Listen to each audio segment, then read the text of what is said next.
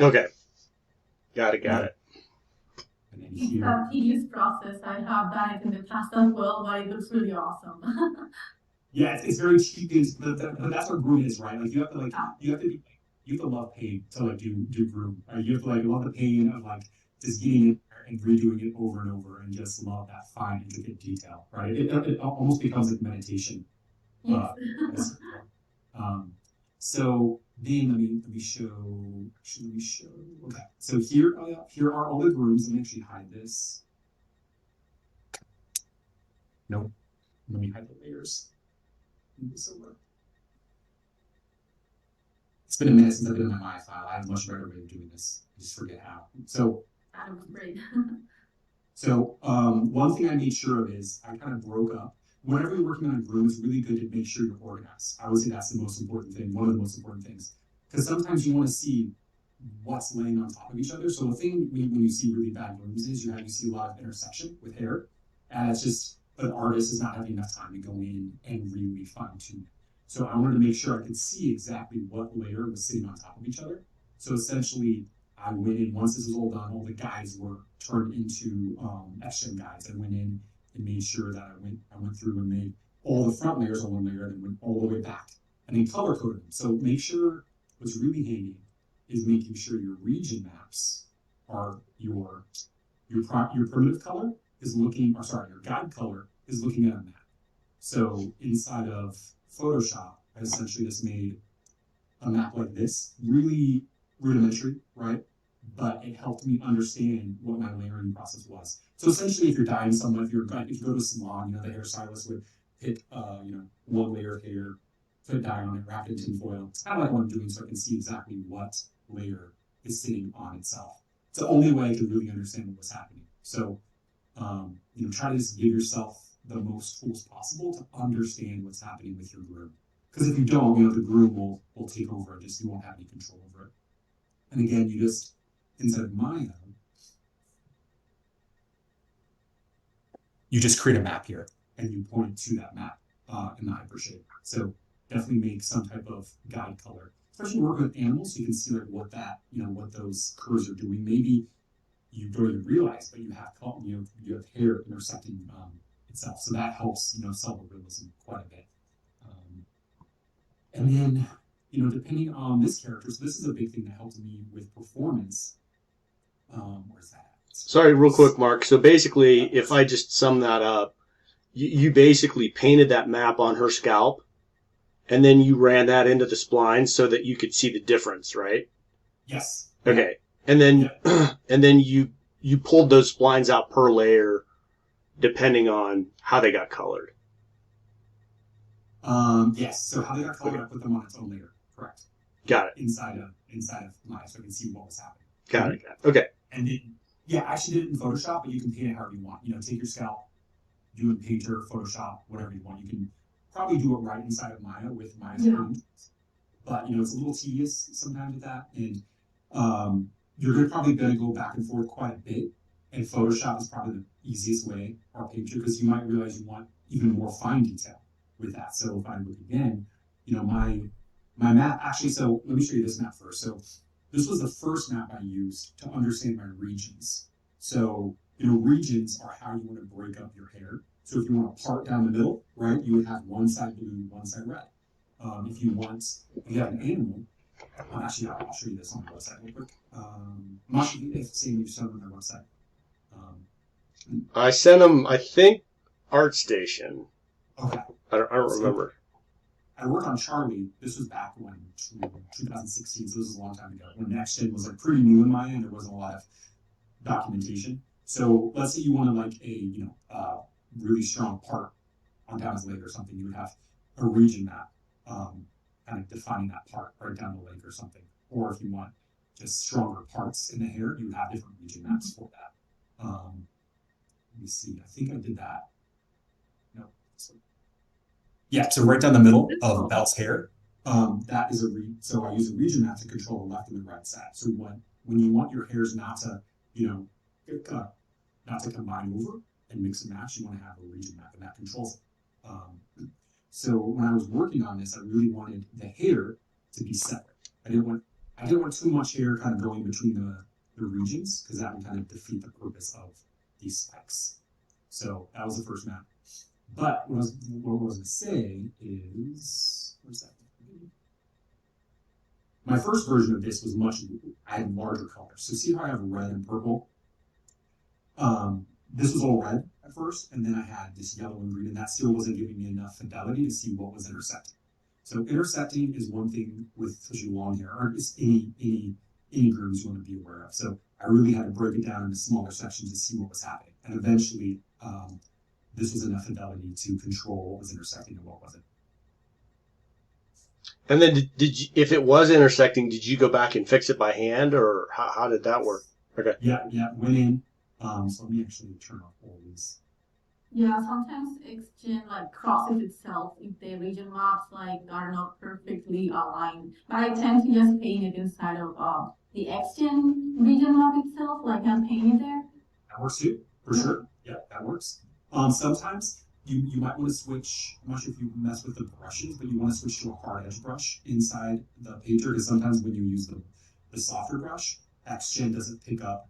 It picks up on those subtleties and then it actually makes the hair still go on the other region. So I always use the hard edge brush to do that. Yes, it's a lesson learned the hard way. Yeah, otherwise it's happening. So I had all these layers.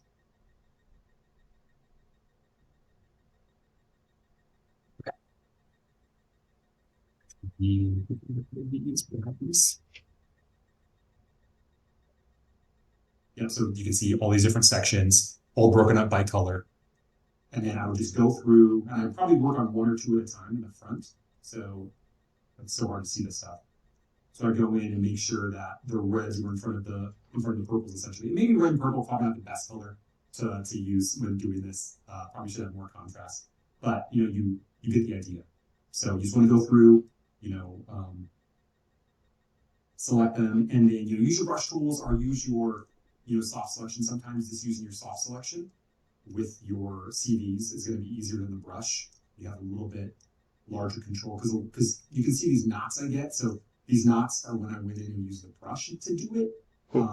So I just never went back and fixed them. So sometimes it's just best to use your vertices with soft selection. So that's a very tedious and annoying part of action. And then underneath my modifiers, it's pretty straightforward. I have one clumping, one coil, couple noises, and a cut. And then I'm just using some random values, random 0 to 20 for my cut. And then, I have a stray percentage. So again, if you go up to your descriptions and set your stray amount, 15%, you can go in and, have your mask only work with a 15% amount. And then, pretty basic. And then one thing with clumping, and I always forget this button. So let me show it. Let me go back here. So one thing that was also messing with my region maps was the clumping. So clumping with this, the clumps were actually going in between region maps. So what I made sure of was I made each clump specific to each string. So when you go into your clumping and you go to set up maps, instead of using generate, which essentially will just generate them all around your scalp, right, depending on whatever the density is. But what I wanted very clean results. So I went instead of clump generate, I went to guide. So essentially what guide does, it makes a clump for every single guide you have. So that way I knew that each clumping guide does not actually sit between two regions. Because what would happen is the clump would want to go to one hair or the other, and it would give some really strange results. It wasn't clean. So if we look at my region maps,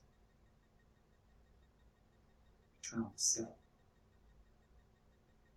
There we go. So there are my region maps. So I made sure that all the guides for one section of the hair going down the different strand is all on one region.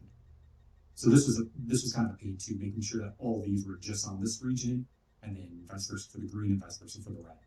So that way I had very clean results. I knew that all this hair would go over here, and all the other hair would go to the other sections of the action. So it was trial and error trying to get that clean. And then once we did that, we can jump into Unreal. And then so here's the render so far in Unreal. Damn. So that looks good. Is that path traced or is that just no out of the box? Not path traced, just ray traced. Yeah. Yeah, it looks good. Path trace kind of killed it. It actually crashed. No. Yeah, I tried. I kind of knew it would crash. And so when we zoom out, get out of the camera, and then all textured in Substance Painter. It's running a little slow. I have lots of softwares open. Wow. Maybe. Let me zoom out. So yeah, lots of hair coming into Unreal. I think it was like 84,000 strands. But yeah, Unreal, generally handles it pretty well. Yes, you just need the Groom plugin to be able to bring it all in, right? Yes, yeah, yeah, totally. And then you can see, so one thing that I realize helps quite a bit, and Sam, I'm not sure if you guys talked about this in your class, let me kind of give an example. Let me zoom back in. I'm gonna start closing some stuff. Was that a specific hair shader? What is that? Are you doing anything fancy on that?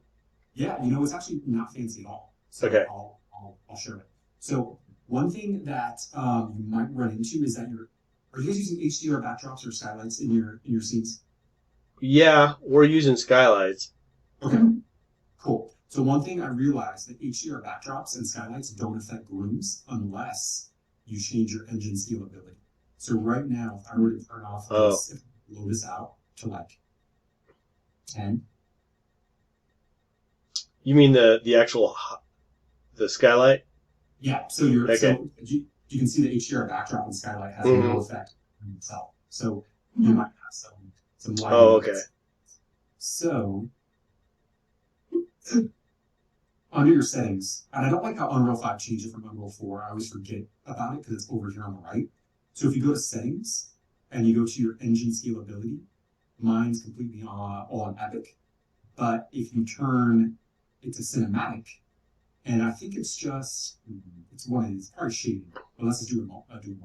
When I go to cinematic, and then let me do one thing I had to do.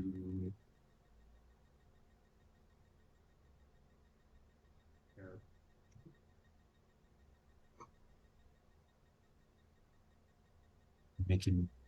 Come on, I know you want to work. Let me try it again. So it should just light up. Let me switch it back and forth.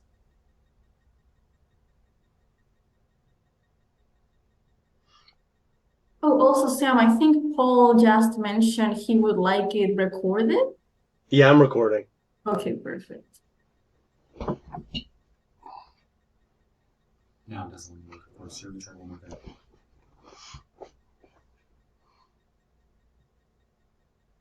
So I'm typing in a console variable. This should be kicking it in, but it's not. I'm not sure why. But try it on your end. I probably need to restart something. So the console command is r.hairstrands.skylighting.integration1. So what's nice is when you go to render your project, you should be able to just put that in your console variables, and then it should look when you render it out. Cool. Yeah, that.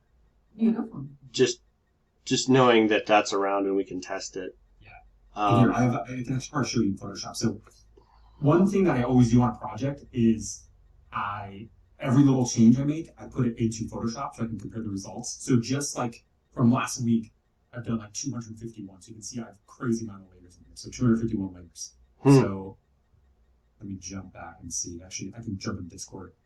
I sent it to somebody so I can give you an example. Let me see. Brandon. You have a ton of stuff open. What card do you have? This is a normal GTX. Is it like a 3080 or something? 3060. Okay.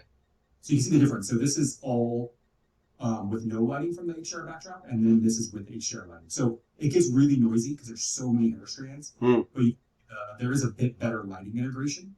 the HDR backdrop or the skylight will actually affect your groom. So just be aware that that's something you can work with.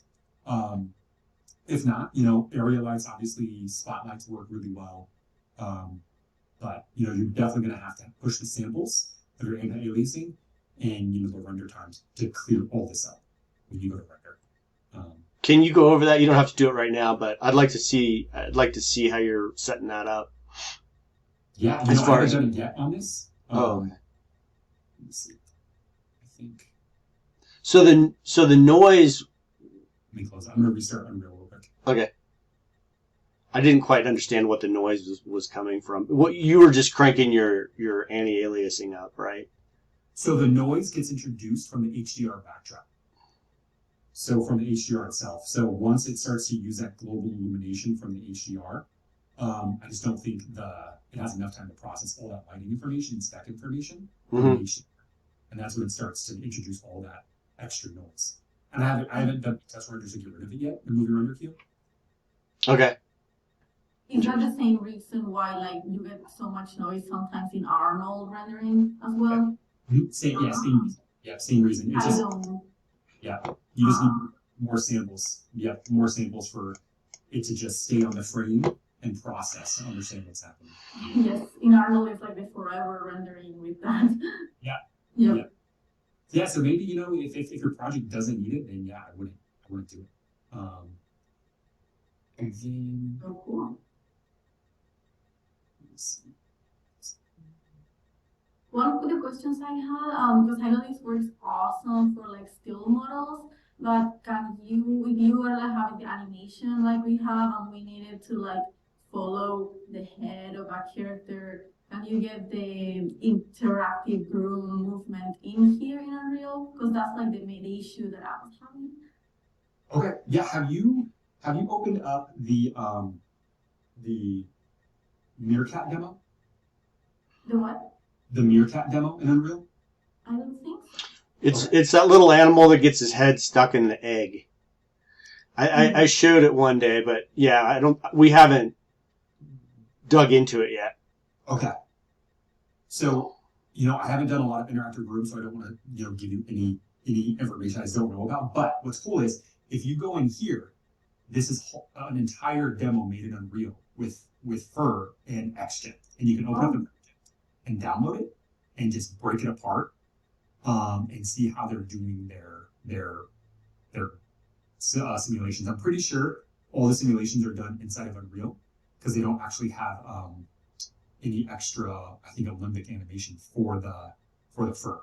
So it's all inside of Unreal. So you definitely have to do a bind. Can you actually go back to that real quick and just drop that in the chat? I'll save that. Yeah, there is also a plugin that is just for hair inside of Unreal that I know of as well. For Fur Groom, I forgot the name, but maybe they use that if they don't have an Alembic. Let me see. It might say in here. Because I'm pretty sure it's a groom file. Because last time I looked, I think it was a groom that they were bringing in from my. It's very similar to MetaHumans, the way they did MetaHumans, and the MetaHumans are all a basic groom. So yeah, for more information about working groom assets, so they're definitely using a groom. Great. Yeah, probably straight from Maya or Houdini, whatever software they're using to make it. But in Unreal, the main thing is once you have your groom, you want to right-click on your groom and you want to create a binding. And then that binding will essentially bind it to your target skeletal mesh. Oh, beautiful. Mm-hmm. Yeah. And then also you want to, probably have to set up a blueprint and do this as well. But yeah, you can just select whatever your skeletal mesh is in Unreal. And what's also cool, I haven't got to work yet. I need to work with it more. But when you right-click on your groom, once you create your binding, you set that up. But you right-click on it, and you create a follicle texture. And so what this will do is actually create a map based off of your UVs of all the little points of where your groom touches your skin. So that can help with texturing for ambient occlusion, It's another layer of detail for your character. You can see it in the metahumans. If you like break open the metahumans, there's like a texture with like all these little dots. So that's how they got that. Was in just right click on your room and go to create follicle. And then one thing also, if you get into metahumans and these more detailed textures, is the roughness map. Since Unreal and metahumans is using so much animation data, so I have to zoom in for it to pick up the texture, so then I gotta zoom out. And then this is pretty cool. So yeah, that's crazy. Inside your metahuman material, or just when you work with this, inside your roughness. So you actually don't really need to make a roughness material anymore with this setup. When you open this, so it's just a black roughness material. Mm-hmm. So it's actually just black. But down at the bottom of the texture, you have something called a composite material. So essentially, it's using the normal map and compositing that into this material to give you the roughness. Oh, so wow. If I clear this, again, it's all just a black texture. Mm-hmm. And then if I undo it and bring in that normal, you select composite texture by the green channel. Because usually all the textures from Unreal are being piped in from the green channel Mm-hmm. to the material. So yeah, super cool. Dang. I think the reason they do this is because all the different maps that they're pulling in and animating up, they want to make sure that when more normal maps get animated on top of the previous normal map, it actually, has a somewhat correct roughness. Mm-hmm. So yeah, super cool. So one less map you don't really have to make. You don't have to make a roughness map. That's Just crazy. awesome material. Wow. Interesting. It's super realistic. And don't be afraid to use. Let me show the hair shader. But don't be afraid to use things that are given by Unreal for your first or two projects, and then go in and break them apart and figure stuff out. Right. So that's what I did with all the metahuman stuff. I went in first couple projects, used it kind of out of the box, and next projects I went in and started experimenting, removing things, adding things. One major thing I added to the shader of the lips was more control over the normal map. So the basic metahuman material here, you don't really have control over the lip normal. So what would happen is if you made it really glossy, you couldn't dial it back. So you have like these really strong reflective lips. So what I wanted was if the lips got really reflective, I didn't want a lot of noise on the lips. It's almost like makeup that got really caked on, but really reflective at the same time. So you can dial that back. So I added specific normal control to the lips here. And then. So you wanted to pipe that in. This Yes. this is along those lines, and if I'm breaking finish what your thought is there. If I'm derailing you, but are you?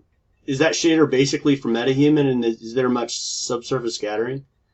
Yep. So this is essentially the shader, pretty much the shader you get from metahumans. I stripped out a lot of stuff I didn't need. Okay. A lot of the stuff. But yeah, this is essentially the metahuman shader. So like Arnold or V-Ray, you have your subsurface scattering material. Think of the metahuman material as that material. You can totally make your own, but there's so much power here, and there's so much work you're going to have to do to actually make it look good anyways. Don't feel like you're taking something else and cheating, right? Think of it as the Arnold subsurface scattering material or the V-Ray scattering material, but go in and edit it, right, and make your own maps, of course. So you can see here's the map from Painter. We're going kind of stylized, arcane look, but at the same time, we don't want it to look like plastic. Yeah, so maybe a little bit of subsurface scattering will help. So have you guys gotten into subsurface scattering in the materials yet? Yes. Okay. I do handling that. Sweet, cool. So I'll just show you my subsurface scattering profile. Are you guys using subsurface scattering profiles in the material? Profile? I don't. Do you know what subsurface scattering is, Sophia? Yeah. Okay. I love it. It's basically just trying to help the light bounce around in the skin. Does this look familiar, Sophia? What? Does this menu look familiar? The Oh, yeah. site? Oh, yes. Cool. Too long on the material making Yeah. menus, yep. Okay, awesome. Yeah, so that helps a ton. And for the hair is very, very simple shader. So the MetaHuman hair is actually overly complex, and I didn't get a good result. So let me just bring this up. So this is essentially all it is. So what really helped was roughness controls. So I'm bringing in the U of the strand, so like the length of the strand, and then I'm adding that to a random version of that, the seed, and then adding some noise, and then lerping between black and that amount just by a basic value.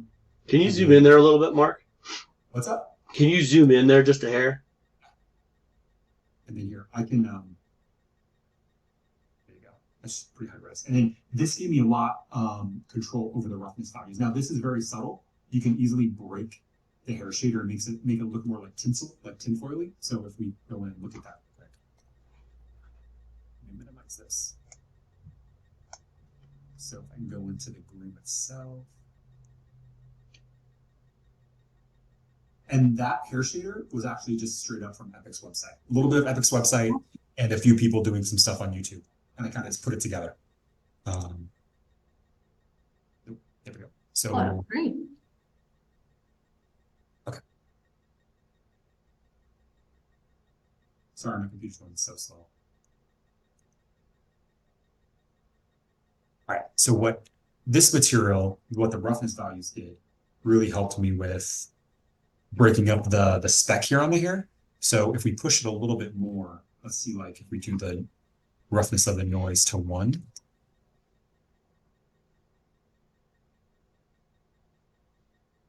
It gets way too strong, way too fast. So once you start messing with the roughness of your hair, you want to keep these values pretty subtle. So what I've learned with this is you want to keep your roughness max and roughness min somewhere around 0.33.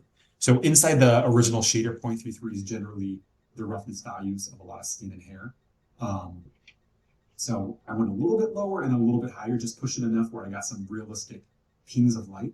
So you can see these nice little white spots. But if we go both the same value, is 0.33. Mm-hmm. And Sophia, we shouldn't mess with that until we've got like close to final lighting. So once, like when they're walking down the hallway and things like that, don't go into general. Let's get everything else right, and then we'll dial in that hair last, because otherwise you're just kind of burning time. I totally agree. So if you look at like these values right now, when the hair is all the same value, it gets very flat. It still looks okay, but it gets very flat. You don't get those really nice highlights of the hair. So again, having just very small differences, 0.28 to 0.38, you start to get more realistic breakup of the hair. Great. Mm-hmm. Yeah, help the top. And then noise color. So let's see if we do 1 and B. So these are just lerping between colors. So again, one thing you can easily do is, obviously with all CG, you can go too strong, and that's usually where things just look unrealistic. It's a lot. It's always about subtlety. It's a lot of little subtleties to make an image look right. Just Looks good.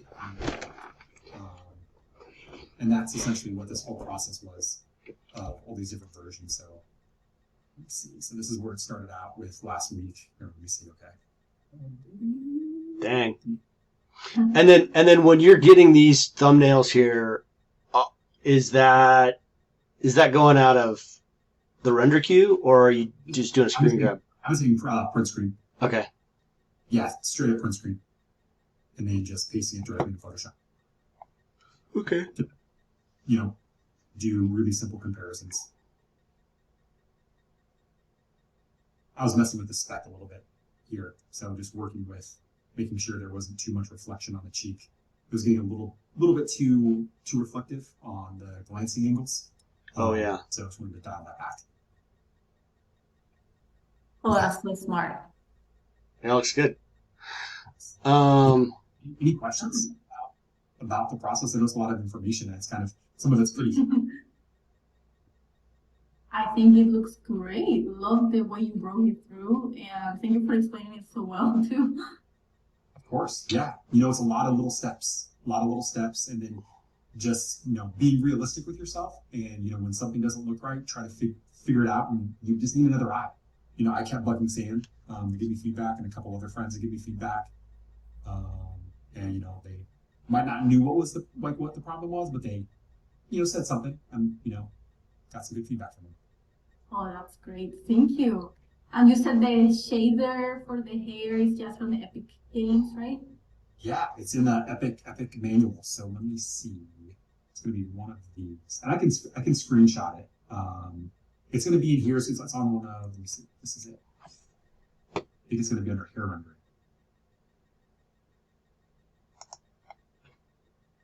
Yep, it's this right here. So this exact one. Oops. Oh, that's great. Yes. Okay. What's the link for that one? Yeah, let me put it in the chat. Thank you. Because we are using hair cards for the character's hair, but we can still copy that. I can copy that the chart and all the connections for the nodes in that, I think, equally, even though they're hair cards for the characters. It might work. It might be a little bit different. Yeah. But I like the way you connected with the roughness, so I like that. Should work well. Definitely. And I think the Epic site also has somewhere in here about cards too, about rendering cards. So it might be worth checking out through this. Great. I have watched 2,000 YouTube videos on that, so probably good to go to the store. You're a master at it for sure. I'm putting those links in the resources on the Discord. Oh, thank you. And then one thing also, which if you watch so many YouTube videos, you probably know. I just want to confirm. When you go through your hair material, something might not be working properly, or any material, because inside the material there's so many checkboxes here.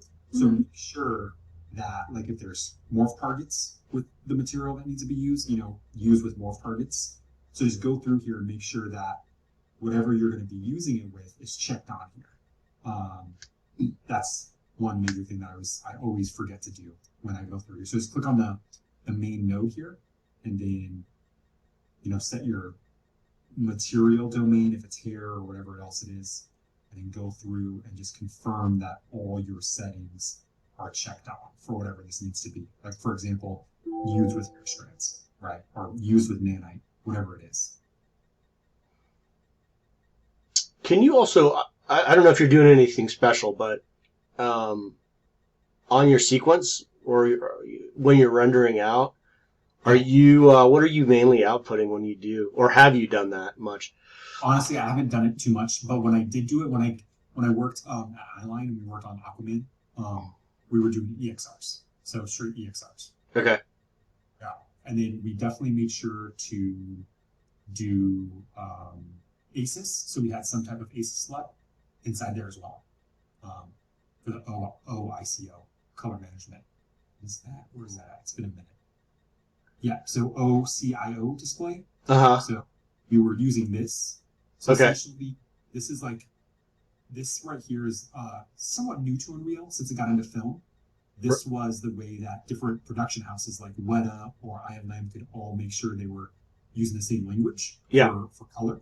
So usually you would get it from a director or the VP, and then you would just select your LUT here, and then it would completely change what your viewport looked like. Right.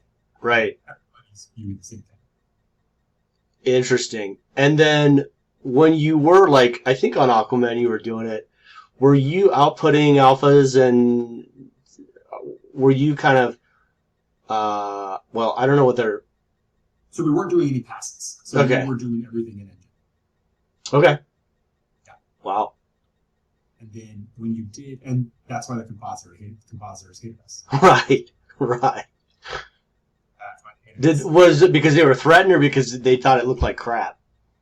They didn't want to work with our passes we were giving them. We were trying to give them passes, but they were different types of passes. Yeah. But that was someone else's. That someone else was taking our files and giving them passes. But when we were doing temps and looked at, we were just doing straight from Unreal. Mm-hmm. A little bit of both. They didn't like our process, and they didn't. They wanted to work the way they wanted to work. They didn't want to learn new processes. Yeah.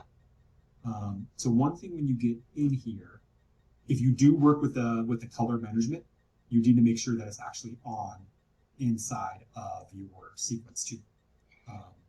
You need to put the LUT in there. Yep. Okay. Where's it at? It's one of these. It's somewhere in here. It's been a minute since I did it, but essentially you have to make sure you add the same color lookup to your. I think it's like a color output. Just a heads up, Marlon might jump in here if he's not. Oh yeah, he's already here. Yeah, here it is. So whatever you do inside the, let me see, under your OCIO display, right? Like whenever you get this and turn it on, you need to make sure you actually enable it inside your movie render queue as well, or it'll actually render back at the original version. Yeah, got it. So you just add it here. Same one will pop up. So essentially, all those do is it's like tone mapping inside the viewport. So maybe a film wants to clamp all the color values. So the visual effects director usually goes in and works with the director and kind of figures out what their color's going to be. So they go in and figure that out, and they send this file to everybody. And then eventually, so essentially everybody's using the same color lookup table, and then you can't go out of bounds on specific colors. You can't use colors that aren't part of production. And then putting that into Unreal will make it so you're working on the same language, color, and lighting language as everybody else. So this was one thing that we learned on Aquaman 2. It was pretty new at the time. That's good. Awesome. Yeah, you kind of have to have that. Otherwise, everybody's all over the place. Interesting. Yeah. And Sophia, basically what that means is if we have black to white, there's going to be a curve as to how the camera renders black to white. And that curve can be a line, which is just linear, right? Or it can be kind of tweaked. So that's essentially what that does is it tells the computer how to render grays and bright whites and things like that. So that when we're dialing in lights, the highlights don't get blown out, generally is what it's for, and the darks still show up, generally. Love that. So, Marlon, we're kind of at a good stopping point if you guys wanted to do animation. I think, well, Sophia, unless you had any other questions, I don't know if Marlon actually is. He may have stepped out, but. Oh no, I think that's great. No, thank you so much, Mark. You have been super helpful. I really, really appreciate it. We'll just try to get that binded in Unreal, which was like our biggest troubleshoot, and check the Meerkat video as well, because I love the shaders and all that. I think that's really awesome. We'll just try to get it to follow the animation, because the result is beautiful. So thank you so much for all of that. It's so many steps, but if you enjoy it, then I think like it really comes out at the end, right? Yeah, that's right. So one question. So you said you're using hair cards. For the characters, yes. Okay, so for the animal, you're using hair cards? For the animals. For the animals, we're using the XGen. And because the hair cards look kind of weird for like long hair bunnies, which is what we have. But for the characters, it's just hair card animated like mesh. Yeah. Perfect. Okay, I just wanted to. Okay, so XGen for the animal. So the bind will work for sure, and then hair cards for the other characters. Yes. Yeah. Perfect. Awesome. Yeah, it should all work. Yeah, definitely check out the Meerkat. You're gonna learn so much from that. And what's cool is all the movie render queue properties should be in there, so you can see what I think ILM worked on that. You can see all their render settings and all their console variables and all their anti-alias settings to get that hair looking great during full. And you can look at their camera to see what their settings were for motion blur and all that. So that will be a gold mine for your project. Yeah. I love that. Thank you so much. Yeah, we're the first to do like real hair for both hair cards and animals. So I'm excited to see how it looks. Yeah. Yeah. Thank you so much. Yeah, you're I welcome. think this lecture will really help all the next coming capstones in the next years. So I think really useful. Thank you. You're welcome. Well, it was nice talking to you all. Sam, thanks for having me. Yeah, thanks for everything, Mark. We may hit you up with a couple other questions, but we can do it offline. Oh, and give us a link to your art station. I would love to follow all your work. Oh yeah, here I'll put it on. I don't really update ArtStation as much anymore. I update my website, but Oh yeah. I'll update my website here. So, Thank you so much. Really inspiring. You're really good at explaining too, which I know it's really hard sometimes. I used to teach, so so You have the patience for the students. Perfect. Thank you. bye everybody. Have a good day. See ya, Mark. Thank you. Have a great day. Take care. Thank you so much. There we go. Hey, Marlon, are you still around? Hi, Marlon. Hi, How are you? how are you? We wrapped up right on time about, right? It's 10:45 when you usually pop in. Yeah. Cool. All Yeah, right. will be just good. Thank you so much. Great.